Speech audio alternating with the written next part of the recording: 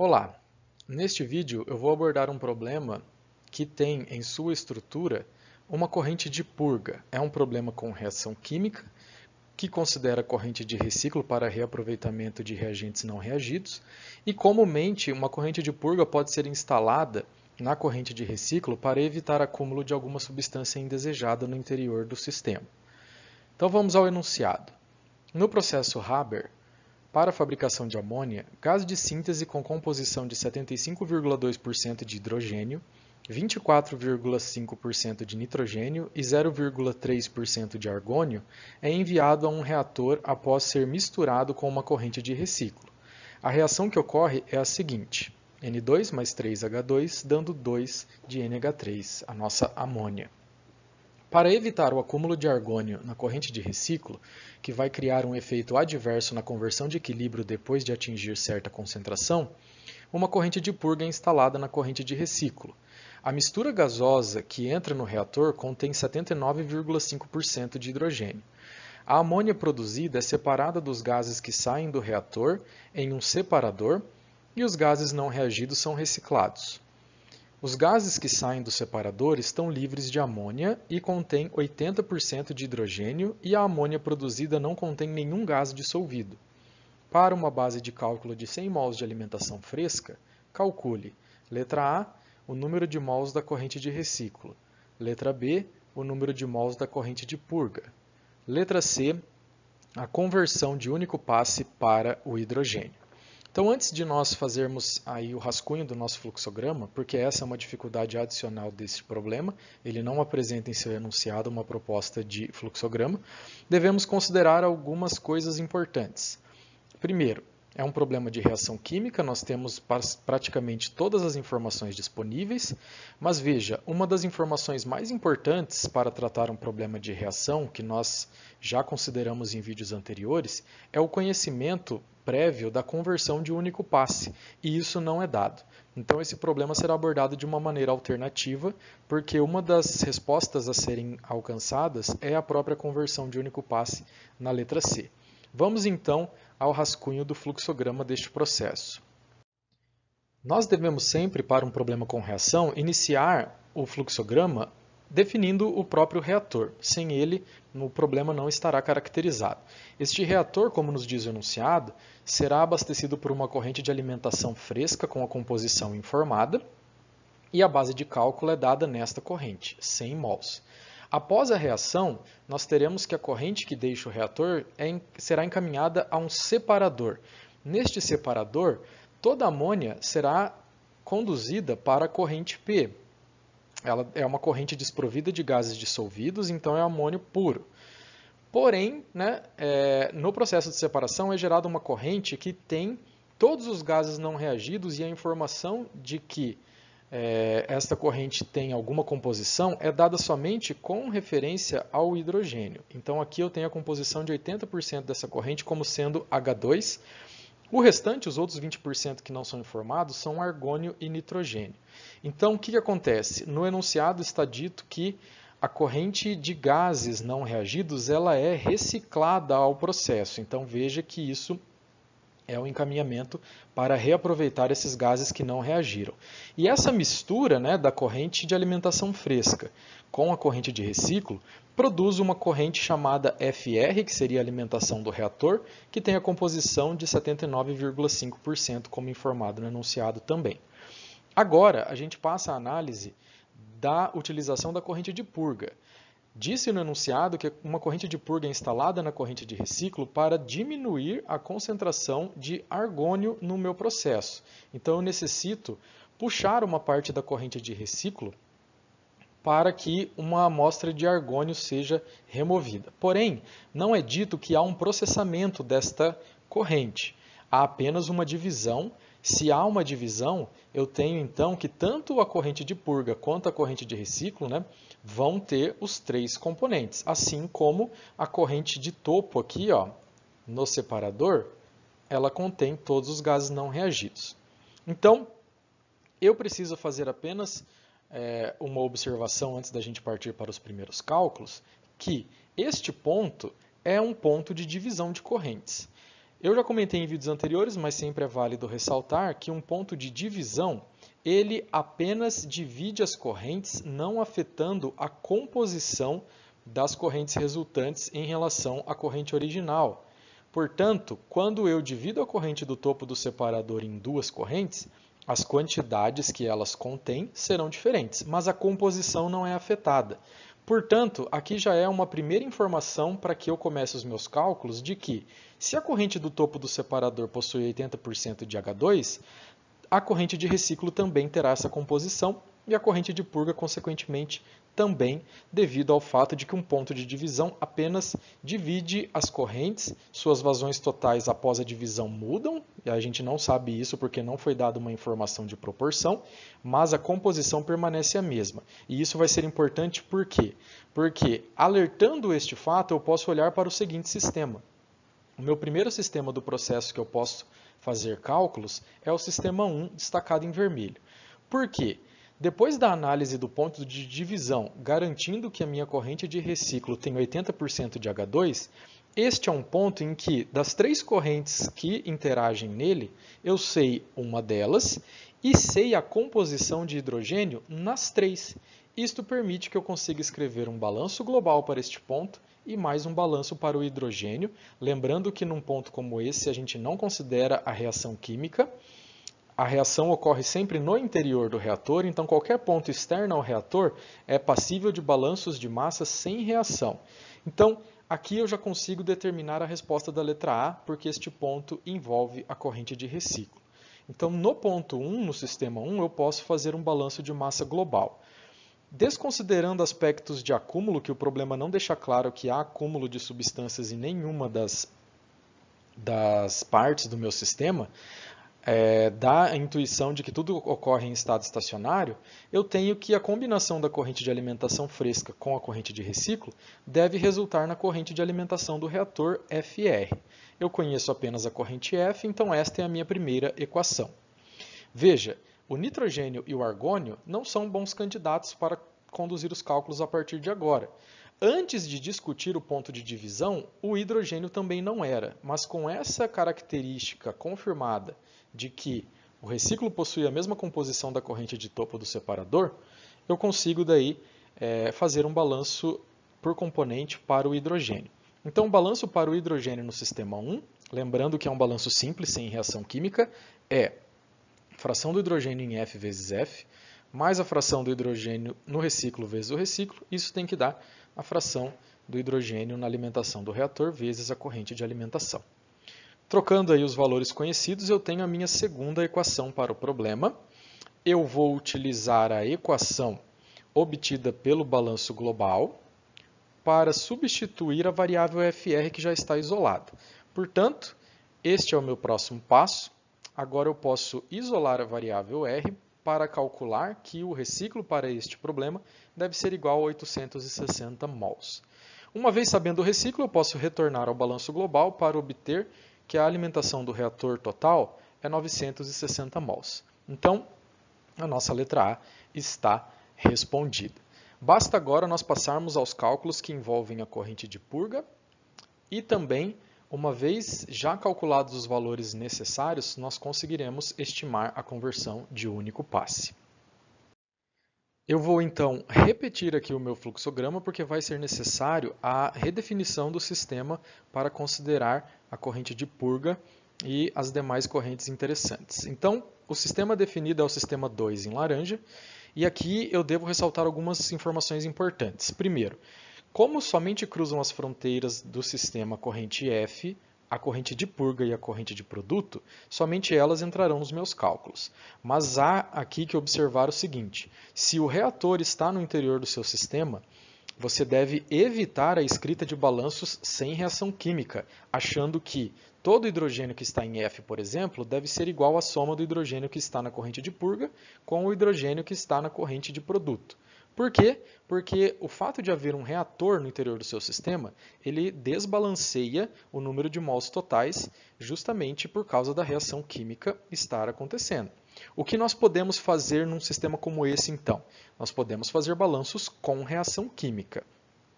Mas nós não sabemos para este problema a conversão de único passe, que é uma informação bastante importante para começar, por exemplo, o problema fazendo balanços por grau de extensão. Mas isso não impede que nós façamos balanços atômicos. Nós não precisamos, na maioria das vezes, conhecer grau de extensão para fazer balanços atômicos. Então, para um sistema como o sistema 2, vale a pena nós fazermos balanços para átomos. Que átomos são esses?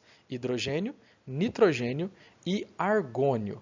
E aí, aqui começa uma etapa bastante delicada desse tipo de problema, pois vocês perceberão que não será possível fazer cálculos imediatos. Nós vamos em busca, etapa por etapa, de equações que nos ajudem a resolver o problema. Então, isso torna um problema como esse um pouco mais difícil do que os problemas abordados até aqui no canal. Vamos então para o primeiro átomo de interesse. Vamos fazer um balanço atômico para o hidrogênio no sistema 2. Eu vou fazer para o hidrogênio o balanço passo a passo para resgatar o estilo de escrever equações para átomos, e para os demais átomos eu farei de forma mais direta. Então eu tenho a molécula de H2 levando hidrogênio atômico para o interior do sistema. Porém, o H2 ele leva hidrogênio na forma atômica na proporção de 2 para 1. A cada mol de H2 eu encontro 2 mols de H, e eu preciso levar isso em consideração, porque a ideia é contar átomos de hidrogênio e não moléculas. Balanços por moléculas é o balanço por grau de extensão. Então eu faço a simplificação das unidades para ficar mais claro. Isso deve ser igual a todo o hidrogênio que sai do sistema, e ele sai na forma de H2 pela purga. E aqui cada molécula de H2 carrega 2H, então eu faço essa simplificação, mas também a amônia carrega hidrogênio, e a proporção aqui muda, por isso que é bom tomar bastante cuidado e atentar à estequiometria.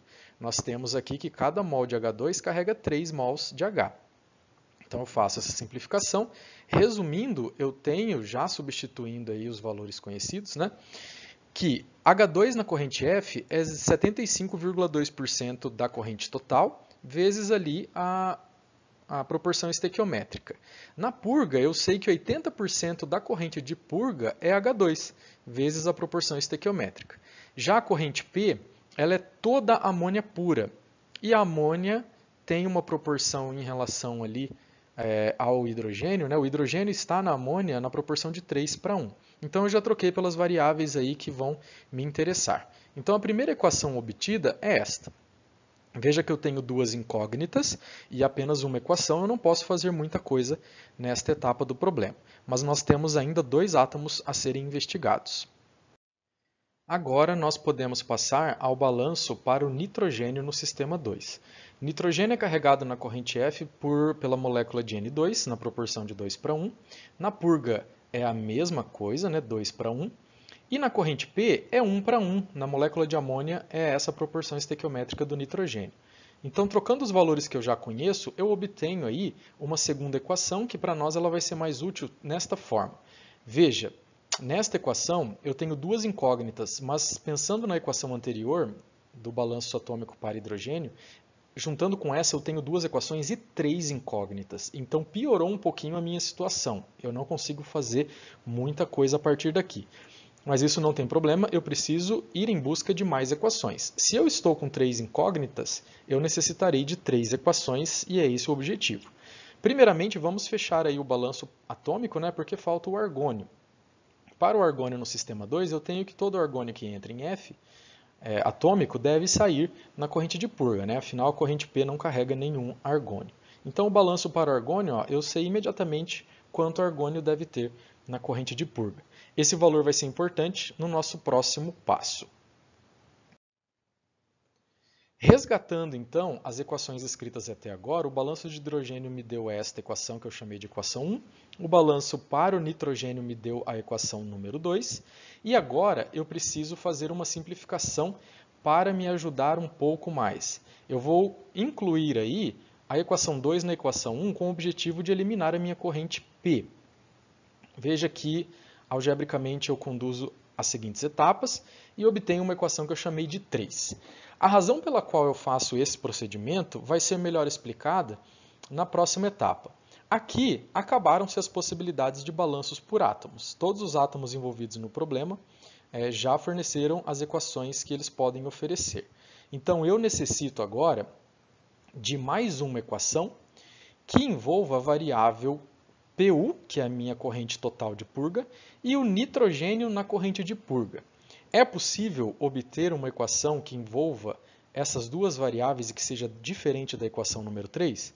É possível. Ela não virá de um balanço atômico, mas ela virá da seguinte equação, que pode parecer redundante, mas para muitos casos a gente pode escrevê-la e usá-la, e muita gente esquece dessa possibilidade lidando com problemas envolvendo ou não reação química.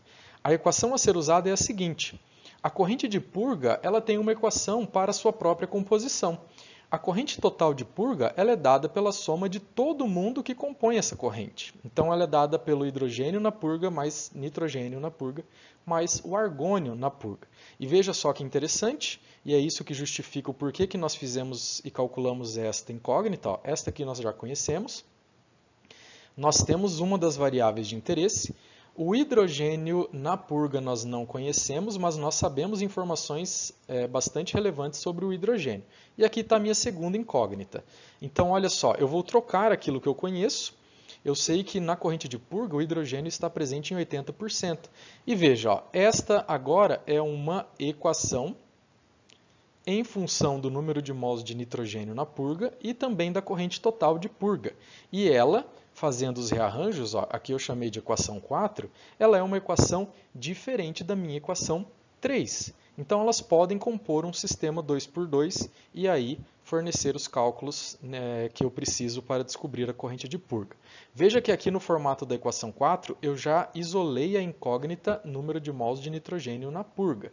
Então eu vou pegar esta informação e vou substituir na equação 3 e agora sim levou vários passos, né? Mas a ideia foi feita e desenvolvida conforme eu necessitava de novas equações, eu fui em busca delas e agora sim eu tenho uma equação com apenas uma incógnita. Então, fazendo aí os passos para isolar a corrente de purga, eu chego na conclusão de que a minha corrente de purga deve ser 4 mols. Agora, basta a gente resgatar a noção de conversão de único passe e fazer os cálculos necessários para encerrar o problema. Esta, então, foi a resposta da minha letra B. Repetindo aqui, então, o fluxograma, justamente para destacar uma nova definição de sistema para ficar claro como é que a gente vai ter que analisar conversão de único passe. Tradicionalmente, em problemas com reciclo, surge aí a distinção entre conversão global e conversão de único passe. A conversão de único passe, tradicionalmente, ela é definida em relação a um sistema como esse, que eu chamei de sistema 3, destacado em azul. Por quê? Porque a conversão de único passe ela é definida da seguinte forma: eu tenho que olhar o reagente que entra no reator, aquele reagente de interesse, que no caso deste problema é o hidrogênio, porque ele pede a conversão de único passe em relação ao hidrogênio, menos o hidrogênio que sai do reator dividido pelo hidrogênio que entra no reator. Para o conceito de conversão global, eu tenho que essas informações são referentes ao reagente que entra e sai do processo global. É diferente de olhar para o sistema número 3. E aqui eu gostaria de fazer agora uma análise um pouco mais cuidadosa, porque aqui é fácil de descobrir o hidrogênio que entra no reator, né? O hidrogênio que entra no reator ele tem a ver com essa quantidade aqui, 79,5% da alimentação do reator é hidrogênio. E o hidrogênio que sai do reator? Vejam, a única corrente que carrega hidrogênio é a corrente de topo do separador. Mas nós sabemos essa composição, só que não sabemos quantidades envolvendo esta corrente. Poderíamos saber? Poderíamos, porque um balanço global neste ponto de divisão agora nos diz quem é essa corrente. Mas olha só, eu posso olhar para essas duas informações. Agora eu conheço a corrente de purga dos passos anteriores e já conheço também a corrente de reciclo. Então todo o hidrogênio que sai do reator, estão divididos entre essas duas correntes. Então, como próxima etapa, eu posso escrever que o hidrogênio que entra no reator aqui é dado pelo número de hidrogênio em FR, menos a soma de todo o hidrogênio que sai, que estará no reciclo e que estará na corrente de purga, dividido pelo número de hidrogênio que está em FR. Então, eu vou substituir pelos valores que eu já conheço, né, eu tenho aqui só como etapa anterior, 80% do reciclo é hidrogênio e 80% da corrente de purga também. Então agora eu troco pelos valores conhecidos, né? 0,795 vezes 960, que é a alimentação total do reator, menos o reciclo aqui para mim vale 860, a purga nós acabamos de calcular, vale 4, e aqui embaixo vai o mesmo termo em relação à alimentação total do reator. Então, como conversão de único passe, nós temos 0,0943, ou em porcentagem, como é pedido, 9,43% de conversão para o hidrogênio a cada passagem do reator. Então veja que esse é um problema considerado bem mais complexo do que qualquer outro problema já abordado no canal, mas deve-se manter em mente o instinto de que toda vez que você necessita de mais informações em forma de equações, basta reavaliar as possibilidades de escrita de novas equações. Esse instinto de partir para a escrita de novas equações que possam compor sistemas que são passíveis de solução é uma habilidade muito importante ao se lidar com balanços de massa e energia, com ou sem reação química. Fico por aqui, até a próxima!